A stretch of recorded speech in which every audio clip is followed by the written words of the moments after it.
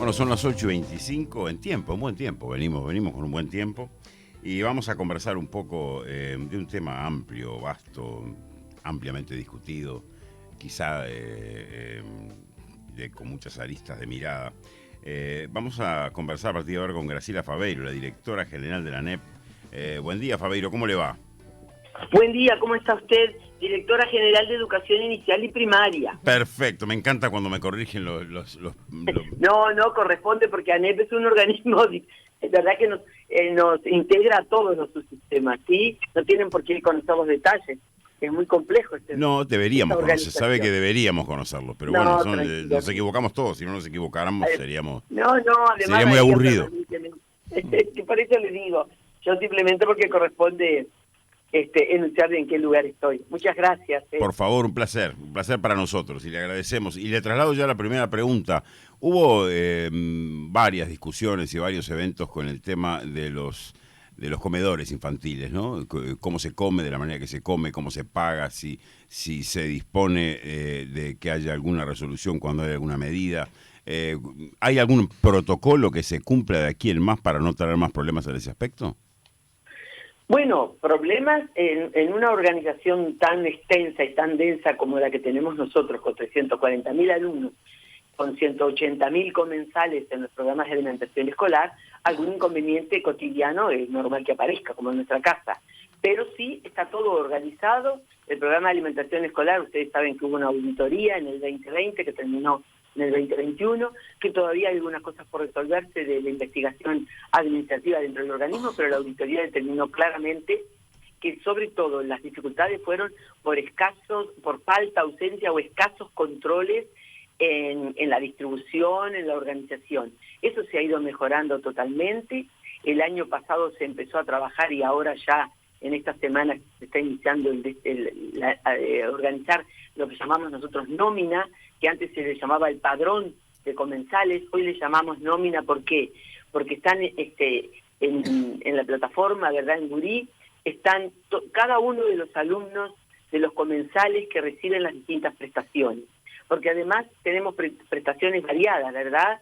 Hay centros educativos y alumnos que reciben desayuno, almuerzo y merienda, hay otros que reciben solo desayuno, otros solo almuerzo, otros almuerzo y merienda, en la escuela, ¿no? En algunos se cocina en la escuela, en otros se compra la comida. Entonces iba a decir, tenemos la mayoría de escuelas que se cocina en ellas mismas, los comedores tradicionales que todos conocemos, ¿verdad?, instalados en las escuelas. Pero hay 135 escuelas a nivel país que están comprendidas en Montevideo, Canelones y Maldonado, que tienen lo que denominamos servicios tercerizados. Servicios tercerizados que también tienen diferentes prestaciones o diferentes modalidades, hablando correctamente. Claro. Una modalidad de entrega de la comida ya preparada, lo que llamamos a granel. Otra modalidad que se llama cocinando en la escuela, que cocinan en la escuela, usan todas las instalaciones, pero está tercerizado, tanto el personal como los insumos, todo eso se paga a la empresa que ganan por licitación, los llamados por supuesto. Y otra modalidad que es entrega de bandejas o de las viandas que siempre hemos conocido. ¿El problema era simplemente la escasez de control? Sí, era sobre todo escasos controles porque no estaban nominados. Antes, por ejemplo, la Escuela 2 de Artigas pedía para 180 comensales, pero no se sabían quiénes eran, no estaban, si faltaban, se llevaba cierto control, por supuesto cuando se pasa a la lista, pero no en la organización previa. ¿Para qué?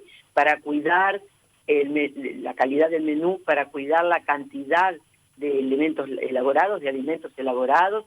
Es decir, que hoy día eso está todo controlado y sobre todo se pasa la lista en la propia plataforma de cuántos comen, lo que implica que si es un servicio tercerizado, el día anterior se previó que iba a llover, que en vez de 100 van 80, eso se ajustó.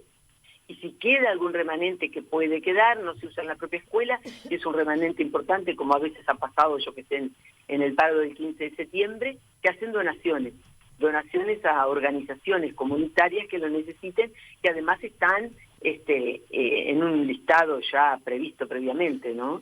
Fabeiro, en el inicio de clases vimos que, por un lado, el CODICEN destacaba la buena situación de la infraestructura y uno de los reclamos por el paro fue justamente las condiciones edilicias de los centros educativos. ¿Usted dónde se posiciona entre estas dos miradas tan opuestas? Yo me posiciono en que sí, tenemos más de 2.300 centros educativos, evidentemente. Además tenemos que decir que nosotros cuando llegamos a la administración comenzamos a recibir obras, ¿no? Con la propuesta PPP, que ustedes la conocen, público-privado, obras que sí, tienen buenas condiciones, son nuevas, son para centros nuevos o para sustitución, pero que había una dificultad, no se había realizado por años mantenimiento. Esta administración, en clave ANEP, trabajando todos juntos, ha hecho un plan de intervención, un proyecto de mantenimiento en todo el país, que va a invertir unos 1.100 millones de pesos en ello. Es un trabajo coordinado entre todos los actores, ¿no? Entre la Dirección Sectorial de Infraestructura del CODICEN, arquitectura y obras menores nuestros, la arquitectura que está en los programas financiados, como ustedes saben, PAEPU, que apoya primaria, ¿verdad?, a través del Banco Mundial, también con convenios con el Ministerio de Transporte y Obras Públicas, con MEDIR. Pero más allá de lo que se va a hacer, perdón Fabeiro que le interrumpa, más allá de lo que se va a hacer, ¿la situación edilicia y de infraestructura es buena, como destacó Robert Silva? Yo diría que es buena en el sentido de que acoge a todos los alumnos. Tenemos algunos pocos centros educativos con problemas que ya se están solucionando en el mismo momento. Iba a decir, nosotros tenemos más de 100 escuelas distribuidas en el país que se llama el plan gallinal, las que son las bóvedas al estilo Dieste, ¿verdad? Estas escuelas, por la cantidad de décadas que tienen y por el sistema que tienen filtración de techo, se ha gastado mucho en reparaciones y sin embargo esto persiste. Bueno, de esas 100 escuelas hay unas 45 aproximadas que entre el 2022 y 2023 van a ser reparadas. Esto es permanente porque son mucha cantidad de centros educativos. Tenemos 90 escuelas cerradas en este momento que no tienen alumnos, distribuidas en el territorio, casi todas rurales. Hay que ver también, hay que hacer el mantenimiento, cómo se sostienen esos 90 centros. ¿Se van a dar de baja definitivamente o es una decisión circunstancial mientras no haya alumnos? Es decir, que esta amplitud que tiene nuestra organización lleva a que, bueno, por ejemplo, ahora se entregaron 2 escuelas de tiempo completo en Durazno, una en la ciudad de Durazno y otra en La Paloma. Se entregó una de tiempo completo en Rocha, se entregó otra en Tacuarembó. Esto es permanente, la dinámica. Ustedes sabrán que se entregaron 44 jardines de infantes con esta modalidad PPP. 23 escuelas de 6 y 9 aulas están comenzando a hacer la obra. Tenemos 30, que van a sumar 36 centros educativos locales nuevos, 15 son sustituciones y el resto serán creaciones.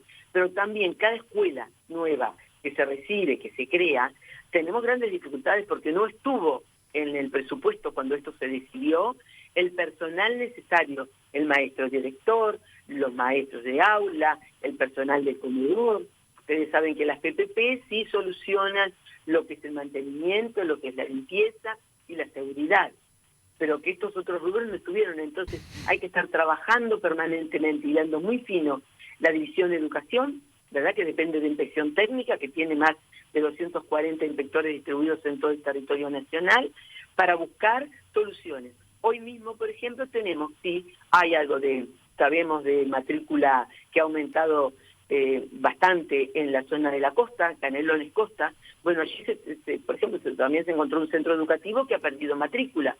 Bueno, hay que reajustar, hay que sacar de un cargo de los centros que han perdido matrícula y llevar a donde hoy hay no es superpoblación, son grupos numerosos que se están desdoblando. Esto es bueno decirlo también. Cuando aparecen grupos numerosos, rápidamente se desata toda una logística para buscar cómo solucionar y llegar al desdoblamiento de ese grupo, ¿sí? Graciela, después de una semana de clases, ¿no?, a una semana del comienzo, ¿qué evaluación hace usted del inicio y qué porcentaje están manejando ustedes de asistencia de los niños?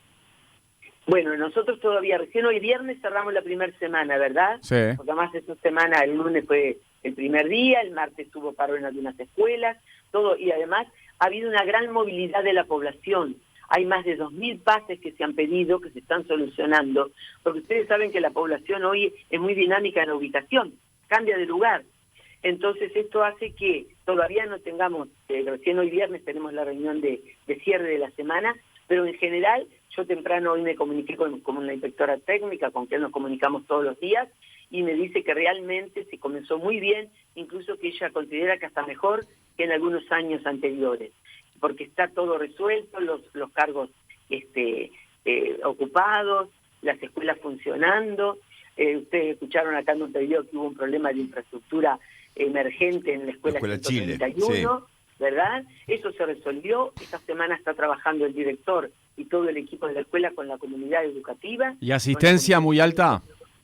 La asistencia muy buena, muy buena. Realmente que se encuentra, además cuando recorremos, que tenemos presencialidad permanente en los centros educativos, se encuentra la necesidad que había de un poco liberación, ¿no? De los grupos subdivididos, hoy día los grupos completos, en aulas muy ventiladas, que eso es importante, se fueron adquiriendo prácticas de cuidado, de mantenimiento, de prevención, que ya están incorporadas. A pesar de que el tapaboca, por ejemplo, para los niños no es obligatorio, uno llega a los centros educativos y encuentra que la mayoría de los niños, cuando están en el aula, están con tapaboca, más allá de que los adultos todos, ¿verdad? Igual, a esta altura yo creo que... Yo quiero decir que había una apetencia de la familia, de los niños y de la familia. Cómo las familias están concurriendo, cómo se acercan, cómo dialogan, se está incentivando ese vínculo. Creemos que estas son las cosas, los aprendizajes y las experiencias positivas que a partir de la pandemia están emergiendo. Graciela, igual, a ver, hoy el niño hace lo que quiere, por supuesto, ¿no? Y su familia también, pero ¿no sería bueno estimular al niño a que se lo saque ya el tapabocas si está dentro de la clase? Depende, ¿viste? Yo, por ejemplo... Porque en realidad es mucho mejor estar sin tapabocas. El niño ya hoy no lo necesita. No hay duda, pero si es un grupo numeroso y el salón no es muy amplio, bueno, los padres cuidan a los niños. No es que los niños quieran usar el tapaboca. Esto viene la precaución o la recomendación. Está bien, pero a veces el niño entra y se lo deja puesto porque no se acuerda, porque se olvidó por costumbre ya. Yo pensé que ahora la verdad ya había como una especie de tendencia a que la maestra o el maestro le digan, chiquilines, miren que si quieren se lo pueden sacar, vamos, va afuera el tapabocas a esta altura del partido ya, ¿no? Sí, eso sí se dice, pero se nota que desde la casa, cuando uno le pregunta a los niños, no, mi mamá me dijo, mi papá, yo estoy acostumbrado a usarlo, hay como una práctica un poco incorporada. Por supuesto que libera mucho más. Cuando uno va a inicial, bueno, allí los niños están en plenitud. En las clases más grandes los chiquilines se autoadministran su propio cuidado. Pero decimos esto porque de algún modo es una práctica que ha quedado instalada también en nosotros los adultos. Yo salgo a caminar por la Rambla y llevo el tapabocas. ¿Ah, sí? ¿Usted se sigue poniendo el tapabocas para caminar por la Rambla? Ah, yo uso el tapabocas. Mire usted. Yo uso el tapabocas, sí, porque tengo mucha responsabilidad por el contacto que tengo con la población. No, pero digo, estamos hablando de una actividad al aire libre, por eso me sorprende. Yo veo cada vez menos al aire libre, sobre todo la gente que sale a hacer deporte, ¿no? O a caminar. No, yo deporte no hago. Bueno, pero una caminata por la Rambla es deporte, Graciela. Camino. Y porque lo tengo como práctica incorporada. En mi casa a veces llego y al rato me doy cuenta que toca el tapabocas, me lo tengo que sacar. Sí. No, y hay gente que le molesta menos que otra también, ¿no?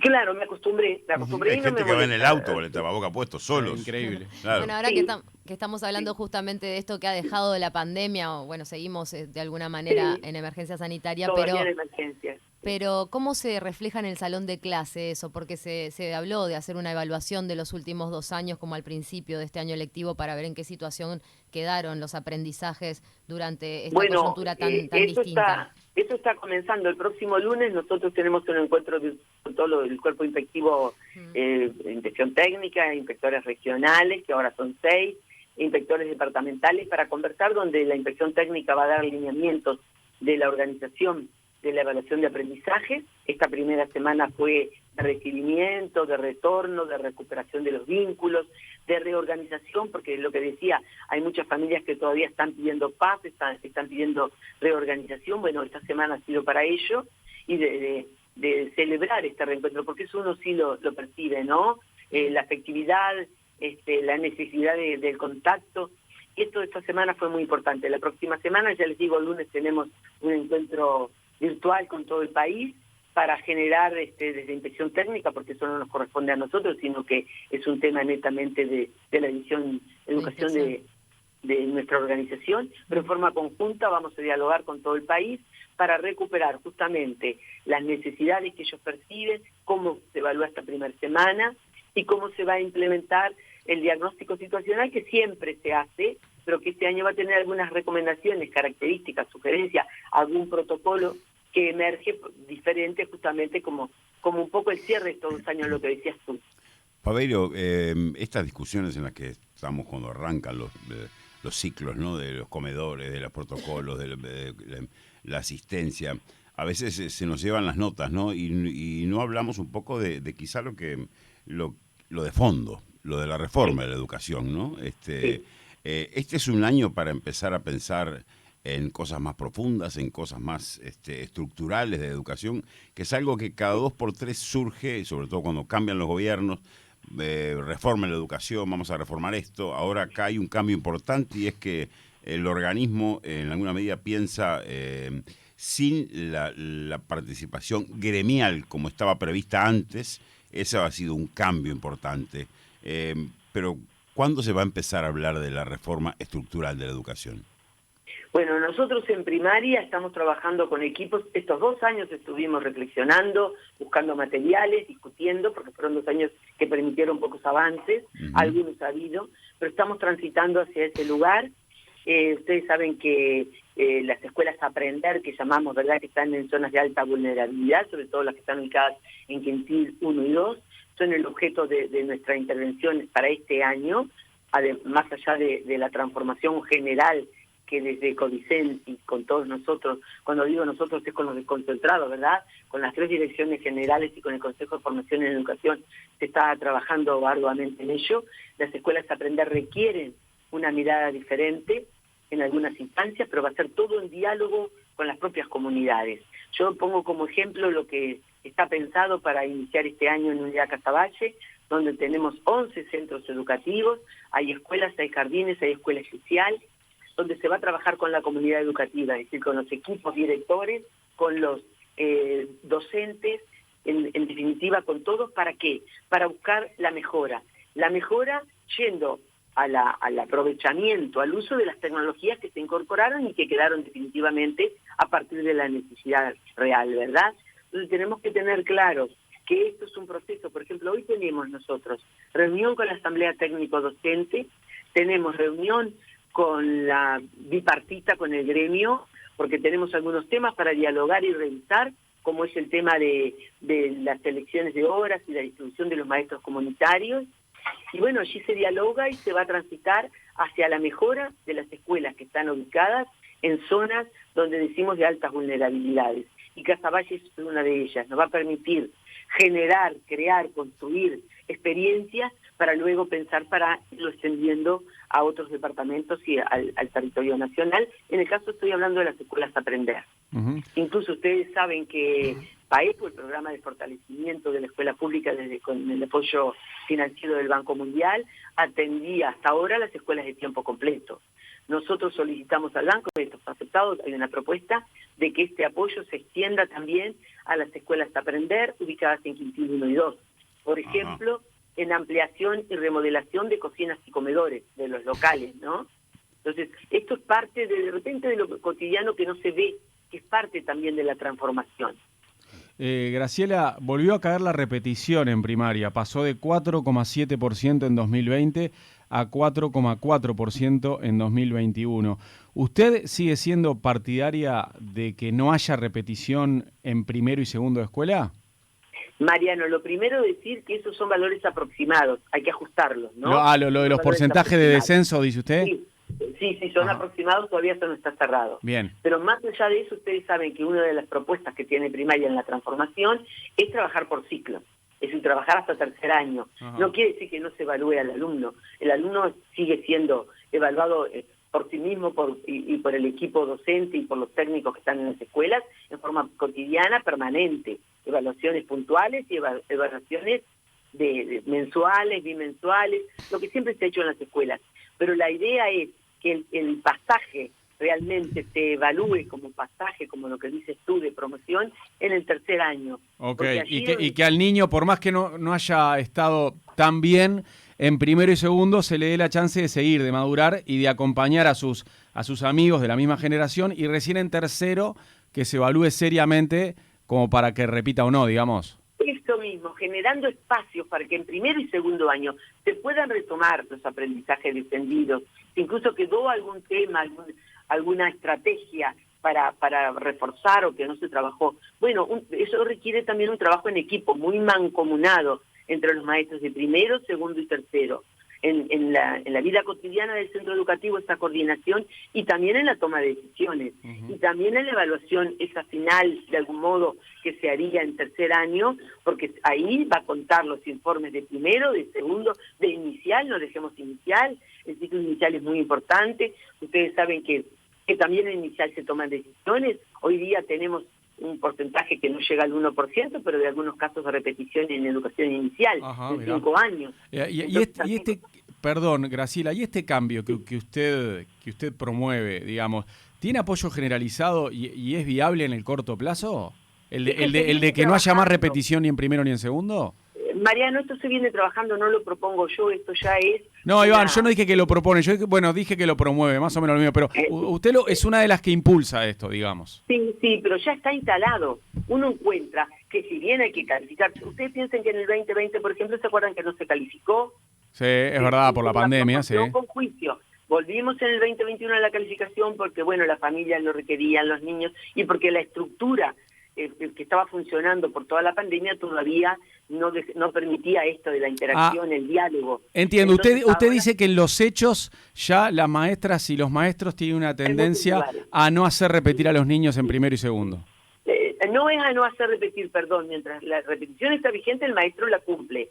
Digo que en la teoría pedagógico-didáctica que subyace a la tarea cotidiana de las escuelas, ya está esto de que es mejor ir generando una trayectoria con continuidad en el sujeto que aprende. Okay. Pero tengamos claro que, por ejemplo, en educación rural, se trabaja muchas veces el multigrado y todas las escuelas unidocentes, ¿no? Se trabaja multigrado y ese maestro director, que además tiene todos los grados a cargo, utiliza distintas estrategias. Por supuesto. No, y el hecho, si uno mira atentamente esos números que usted dice que no están cerrados todavía, descendió bastante la repetición en primer año. Capaz que hable un poco de que ya la cabeza de las maestras y los maestros va para ese lado, ¿no? Que cada vez repitan menos los niños de primero y segundo, por más que esté vigente la repetición. Claro, tú sabes que todos tenemos claro, los que hemos transitado por las aulas, que bueno, que hay que ser muy cuidadoso también con la subjetividad, con la afectividad, los sentimientos de los niños, cómo cae en la familia, cómo afecta a ese niño en su propia autoestima. Hay muchos valores humanos de fondo y derechos del niño, derechos también a ser protegidos de sus aprendizajes. Entonces, no siempre el que no haya logrado o alcanzado ese nivel exigido para la promoción es asunto solo de dificultades del alumno. Muchas veces también los centros educativos, la modalidad de los docentes, los apoyos familiares son tan diferentes que ello hace que a veces, bueno, con unos funcionan mejor, con otros medianamente. Entonces, es procurar asegurar la continuidad educativa en el sentido de que el alumno no es que hoy corto de primero para segundo, mañana corto de segundo para tercero, sino que realmente hay un trayecto con continuidad, un trayecto con informes sólidos, técnico-docentes, de los docentes de qué potencialidades, qué dificultades, porque no es solo detectar las dificultades, también hay que detectar las potencialidades, porque así como tenemos alumnos con algunas dificultades de aprendizaje, tenemos alumnos con altas habilidades y transita prácticamente en las mismas condiciones. Entonces acá también hay que apostar a la atención a la diversidad. ¿Verdad que cuando se piensa la inclusión educativa muchas veces se ve desde las capacidades diferentes o desde la discapacidad? No, acá aparece el tema de que todos somos diferentes. Entonces esa atención a la diversidad, si trabajamos por ciclo, si logramos ese trabajo más colaborativo, más integrado, que está en las escuelas, eso no quiere decir que sea novedoso, lo que quiere decir es que se iría hacia la generalización, hacia la adopción de normativa que respalde también el accionar del maestro, porque el docente, el director, requiere también apoyo normativo. que lo respalden en su toma de decisiones. Y hay mucha normativa ya obsoleta que hay que cambiar, que hay que mejorar, que hay que actualizar. Porque, por ejemplo, pensemos, un alumno con dificultades no tiene por qué ser solo apoyado en la escuela, puede ser apoyado a través de las plataformas, a través del plan Ceibal, a través del celular, con otras estrategias. Y eso no está contemplado todavía en la normativa, ¿verdad? La educación híbrida, el formato híbrido complementario. Bueno, tenemos que también incorporar. Entonces, está la dinámica de la información, del conocimiento, de la evolución de las teorías de la educación, que hacen que tengamos que tomar recaudos. ¿Para qué? Para apoyar al que aprende y también no dejar de lado el maestro, el que enseña. El que enseña también tiene que tener los apoyos. Por ejemplo, en formación, que estamos hablando de un currículo basado en competencias, ¿verdad? Con un diseño competencial. Hay maestros que ya trabajan competencias. Hace muchos años el programa de educación inicial estaba basado en competencias, hay antecedentes en el país, pero podemos decir que hay un porcentaje muy importante que no ha trabajado en competencias. Hay que formar a ese docente primero y a estos equipos directivos para que puedan salir de adelante. Un director que no ha trabajado en competencias tendrá que ser formado porque es el gran orientador a nivel de cada centro educativo, ¿verdad? Fabeiro. Entonces realmente es que hay muchas experiencias, unas novedosas, otras no. Se recupera mucha experiencia de planes que ha transitado la educación pública uruguaya, que dieron sus buenos resultados, pero que ustedes saben que muchas veces son políticas gubernamentales y no de Estado, o son academias, ¿verdad? Hay escuelas académicas que, bueno, incentivaron el hacer, otras incentivan la reflexión y el pensamiento crítico, y por allí tenemos que unificar criterios, tratar de generar espacios de interacción, de diálogo. Por eso en la tarde de hoy nosotros vamos a tener un encuentro importante con la mesa permanente que ha cambiado de la ATD de nuestro nivel educativo, y luego con el gremio para nosotros, con el sindicato, para avanzar. Hay hay mucha doctrina, incluso a nivel internacional, sobre esto de Claro. de la educación del ser y no del hacer. Pero, Fabeiro, usted dejó ahí entrever un tema que ha sido un debe en la educación uruguaya desde históricamente, y es el tema de los niños con altas capacidades, porque siempre pensamos y priorizamos a aquellos que van quedando un poco más rezagados en materia de aprendizajes, pero también los niños con altas capacidades intelectuales encuentran un techo muy rápido en el sistema educativo uruguayo y no tienen muchas veces dónde derivarse para justamente poder potencializar esas capacidades. Bueno, tú sabes que hubo un diagnóstico, un trabajo de investigación que se hizo cuando estaba Edith Morá en mi lugar. Fuimos compañeros en facultad con Edith y tenemos mucha interacción entre nosotros en reflexión sobre los hechos pedagógicos, y la verdad es que en el plan de desarrollo 2024 de ANEP aparece el tema. ¿Por qué? Porque hay que seguirlo trabajando y fortaleciendo. Tenemos que trabajar en ello, y hay un equipo que lo está haciendo, visualizando cómo se puede incentivar, y por eso yo hablo de la atención, y no yo, nosotros hablamos todos los que trabajamos en educación y los que estamos abocados a las políticas educativas en este momento, de la atención a la diversidad incluso de género, a la diversidad de estilos de aprendizaje, ¿verdad? Todos sabemos, si nos autoanalizamos, sabemos, ¿no?, la famosa metacognición, cómo aprendo yo, cómo aprendo mejor, bueno, qué capacidades tengo, qué dificultades tengo. Entonces, altas habilidades también, porque es un recurso poco aprovechado en el país. Lo que tú dices es real. Hay algunos espacios, hay incluso universidades privadas como la Universidad Católica, casi siempre en el la círculo universidad privado. Y la empresa, que están trabajando. Bueno, pero estamos trabajando colaborativamente, porque sus aprendizajes vienen también a nosotros, y tenemos reuniones con los equipos que están trabajando lo que nosotros decimos la inclusión educativa. Ustedes saben que además en CODICEN hay una división, ¿verdad?, que justamente aborda la inclusión educativa, pero por eso yo digo, no desde lo que generalmente hablamos de la educación especial, la inclusión educativa considerando las diversidades de personas y de contextos, y también de realidades, porque ustedes piensen la ruralidad también hay que mirarla muy de cerca, con lupa, y tomar decisiones. Hoy día el 25% de la matrícula de nuestros alumnos de educación rural pertenecen a la educación inicial, que requiere un abordaje específico. Bueno, estamos pensando que hay que pensar en algún maestro itinerante desde cada jurisdicción para que pueda ocuparse, formar dialogar, apoyar, orientar, más allá de que están los inspectores de educación inicial, por supuesto, pero con la proximidad con el aula en la vida cotidiana, porque van apareciendo distintas situaciones. Fíjense, la educación rural con el 25% de población de educación inicial, ¿verdad? Eso también nos lleva a reflexionar y a buscar soluciones. Se va caminando paso a paso. Ustedes saben que mi mirada siempre es ir hacia lo positivo, hacia lo constructivo. Hay discrepancias, hay distintas miradas, pero la construcción colectiva, la construcción de ciudadanía pasa por el diálogo, la interacción, y después nosotros tenemos la responsabilidad, por eso estamos en estos lugares, de tomar decisiones.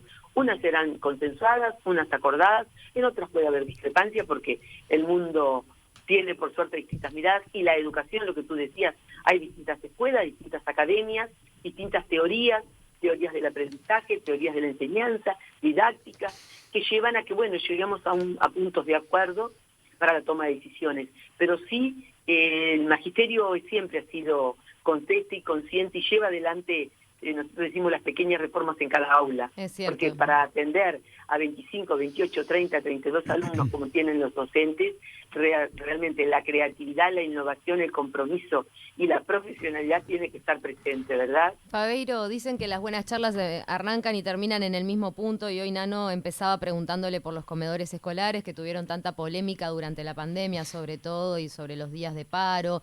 En ese momento muchos periodistas hicimos informes con los padres que utilizaban esos comedores, y uno de los reclamos de los que hablaban era ¿por qué nunca se ha planteado que el comedor escolar se extienda aún cuando no hay clases? Verano, semanas de vacaciones, feriados, porque obviamente que implica un cambio radical en las casas el poder alimentar a los niños en el almuerzo en la escuela y después ya no poder hacerlo. ¿Hay algún planteo al respecto a nivel de la educación? No, mira, históricamente la alimentación escolar se brindaba con los días de clase, porque no es una tarea específica inherente al sistema educativo. Es sí para acompañar, por supuesto, y es una política social, que desde la escuela se aborda y se llega a los que necesitan, pero ahí habría que pensar en, no habría receso, pero además la limitación presupuestal. Sí, porque claro. Si bien el impuesto de primaria es generoso, ustedes saben que a partir de la última rendición de cuentas también se legitima el abordaje de la alimentación para la educación media, lo que implica un incremento importante. No es es finito el presupuesto. O sea, no hay ningún planteo al respecto. Yo digo respecto a lo siguiente, porque para gastos a veces se puede abordar determinadas políticas, pero el tema es sueldos, salarios que requiere el personal. Eso ustedes saben que los presupuestos son limitados en el sistema público. Entonces, claro, pensar en que todos los días cambiaría además el objetivo de la escuela.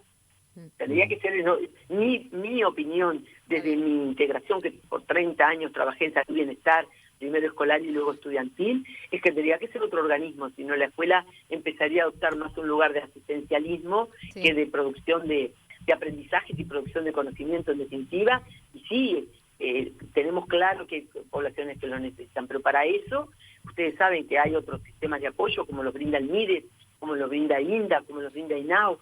Hay otros organismos que sí tienen específicamente las políticas sociales, y desde allí se abordan a nivel comunitario, incluso a nivel municipal, a nivel de alcaldías. Hay muchas propuestas y entregas de distintas prestaciones. Y la asignación familiar cumple esa función. La asignación familiar, ¿verdad?, que se cobra todos los meses del año, tiene el objetivo de justamente apoyar a las familias vulnerables. Graciela Fabeiro, directora general de Educación Inicial y Primaria, muchas gracias por este rato en Punto de Encuentro. A ustedes yo siempre reconozco y agradezco estos espacios porque es bueno estar en diálogo con la población. Muchas gracias. Que pase bien. Gracias, Fabeiro, que tenga buen día. Abrazo. Y sáquese el tapaboca tranquilamente, no se preocupe. No, ahora estoy sin tapabocas porque estoy sola. Pero al aire libre, sáqueselo. Sáqueselo, porque después la ven, le sacan fotos. Ya fue el tapabocas. No es bueno tenerlo puesto tantas horas tampoco. Un abrazo. Hasta luego. Muy bien, que pasen bien. Chau, chau. Punto de Encuentro.